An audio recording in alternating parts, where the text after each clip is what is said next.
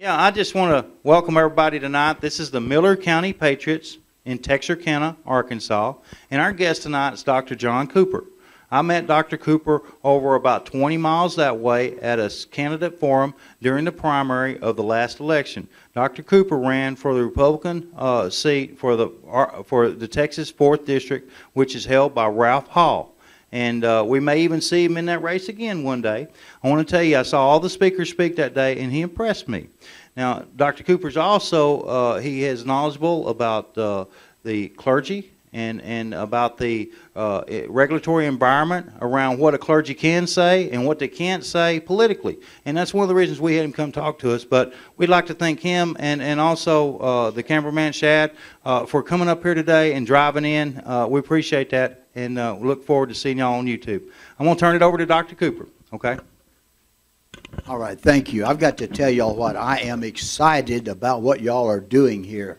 This is what we want to do all over.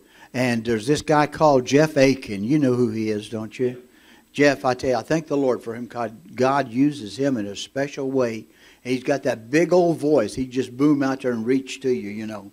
And I think, me going back, Richard, if I'm not mistaken, it was in July 2009 when I first met you guys. And I've got to tell a story about that real quick.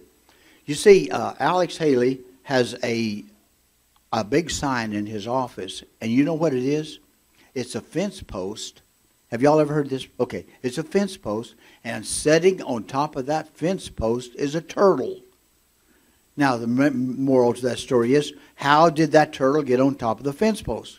Somebody helped him. And that's what happened to me in July. Richard and Jeff Aiken and Dr. Lacey and Gary Studi all were getting together, and we were meeting at another barbecue place. And I think they're partial to barbecue. And I didn't really know what I was doing. I just know the Lord had told me what to do, and I was doing it. And I started getting some help from those guys back then, and it was a blessing, a real blessing, man. Because I tell you what, I had never been in politics. I didn't know what it was all about, but I knew some things. I'll tell you in a second. But I want to thank you for helping, because those guys were there. They were supportive, and they helped me an awful lot. Now, saying that and telling you about I've got here, and I let y'all pass these around and keep these. These are the key to the churches. And I'll get to those in a little bit, so y'all give me a few minutes to get to it, okay? Because I want to kind of tell you some things that are going on right now. And I want all your email if you'll let me have it, and because I want to get you on my email list. I've done 12 articles recently. The last one that I did is about progressive socialism, and it's really good because it's based on three true stories that I experienced in Hopkins County. Now let me tell you, I'm also a registered professional land surveyor. I got my doctorate because I'm a minister. I've been a Baptist minister for close to 40 years, 35, 40 years. And I praise God and I thank Him for what He's done, what He's going to do. But starting in politics was something totally different. Now, I'm going to digress just a little bit, because you see, whenever I started off, I really didn't know what was going on, except I knew one thing, and that God had told me what to do. And so following up on that, I just took off, and I just started going to Republican meetings, going everywhere I went to I could go, just so I could get exposure and try to figure out what the Lord wanted me to do. And I knew I was running for Congress. I knew that. And so the Lord just opened doors, and like meeting with Richard and Jeff and those guys. And since then, I've had a great relationship with them. And I'll tell you what, when you want to talk about the Constitution, you talk to Dr. Lacey, right? You want to talk about politics, talk to Jeff. You want to know how to do it, talk to Gary. And you want to know some more, you talk to this guy right here, because he'll get you going on it. So I'm really pleased with all that you guys are doing over here. One thing Jeff said in his last letter that he just put out, did y'all read it yet? You know what he said? Every meeting you go to, what? Take your Constitution.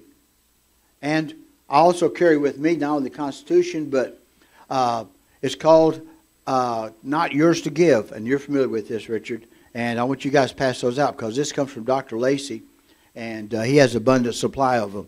But right, that's what I would do. Bring your Constitution. I may read you something in a moment from the Constitution, but first of all, I want to do that.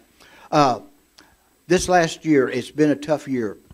we still haven't seen any recovery with jobs. We haven't seen any recovery with reduction of taxes. We haven't seen anything that's helped us. High food prices, high gas prices, those kind of things are what stimulated me to get started in the beginning. In 2008, I started running a campaign saying gas and diesel prices are too high. We had meetings on the courthouse square, and we had to bring gas cans and empty gas cans. And my object was going to send the gas cans to Washington. But guess what? You couldn't send them because you can't send them through the mail. They have to be brand new. And if you send them, it would have been so expensive. So I've still got the gas cans. One of these days, we'll get them to Washington. And so that's how I got started in all of this. And so I asked all the different ones. I asked our senators in Texas. I asked our House of Representatives, Ralph Hall. I asked him to come and help me. And now I got no help from nobody. And we had a meeting, but we'd have maybe 50, 75, 100 people at a meeting. I didn't realize that that was really good. But that's what we had, and so that's how I got started. And finally, the Lord revealed to me, John, if you want anything done, you have to go do it yourself. And I said, well, Lord, where do you want me to go? And first I thought he was going to have me run for Senate. And that kind of fell through. And finally, I realized what the Lord was wanting to do. He wanted a regular citizen in a regular meeting in Congress, because that's what Congress is all about. It's having people who are out there working, who know what's going on in their community, who are hurting and know how the people are hurting, and when they get up there, they can represent them and see to it that no legislation is passed that will hurt those people. But I'm sorry, our Congress got derailed someplace on all this. Well, anyway, that's how I kind of got into it. The Lord just led me one step at a time into it. Then I met these great guys. They helped me, and so it just went on and on after that. Now, recently, since I'm a land surveyor, we made some changes. Let me tell you what happened. We had a really nice building downtown Sulphur Springs, and not because of economics, but it worked better for the economics. But we sold that building, paid off some debts, and we went out and built us a new building out on the west edge of town, which we have about 27, 28 acres out there. We built a new building out there, and it really turned out great because we're debt-free. My wife and I really are debt-free. I'm praising God for that. I thank the Lord for that. And I think, listen to me, if you agree with me, I think we need to have senators, we need to have House of Representatives for the state or federal. We need those type people in office where that they can run their business and keep our country debt-free. There's no reason for us to be in debt. Well, I began looking around for a security system. And every building, you need a security system. And so I found this one. This was pretty good. Let me share this with you. It says, how to install a home security system on a budget. Well, first of all, you go to a secondhand store and buy a pair of men's used boots, sizes 14 to 16. Have you heard this before? You don't go, okay. And then you place them on the front porch, along with several empty beer cans, a copy of Guns and Ammo magazine, and several NRA magazines. Okay? And then you put a few giant dog dishes next to the boots and magazines. And then you leave a note on the front door that reads, "Hey, Bubba, Duke, and Slim, I went to the gun shop for more ammunition. Back in an hour. Don't mess with the pit bulls. They attacked the mailman this morning and messed him up really bad. I don't think Killer took part in it, but it was hard to tell which of them had the blood on them. P.S. I locked all 4 of them in the house. Better wait outside."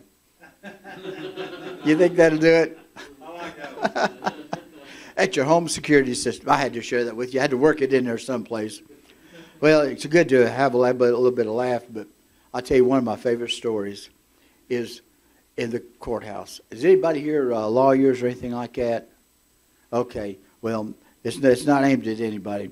But this prosecuting attorney was prosecuting a case, and so he had this elderly little lady on the stand, and he thought he'd be friendly with her. So he said, Ms. Jones says, "Do you know me?" Well, she said, "Mr. Williams says, I've known you for a long time.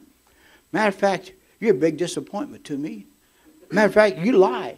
You cheat on your wife. You think you're a big shot, and you don't have a brain to realize that you're just a 2-bit pencil pusher." That set him back, and he said, "Whoa, wait just a second." So he said, "Well, do you know the prosecutor? You know Mr. Bradley?" She said, "I've known him since he was a kid. I changed his diaper when he was a baby." Said he's been a big disappointment too. He's lazy, bigoted, he has a drinking problem. He can't build a normal relationship. He runs around with other women. There's about 3 of them, and one of them is your wife. About that time, the judge said, boys, come here. He leaned over to him and he says, listen, guys, I'm going to tell you what. If you ask her if she knows me, I'm going to throw your carcasses in jail.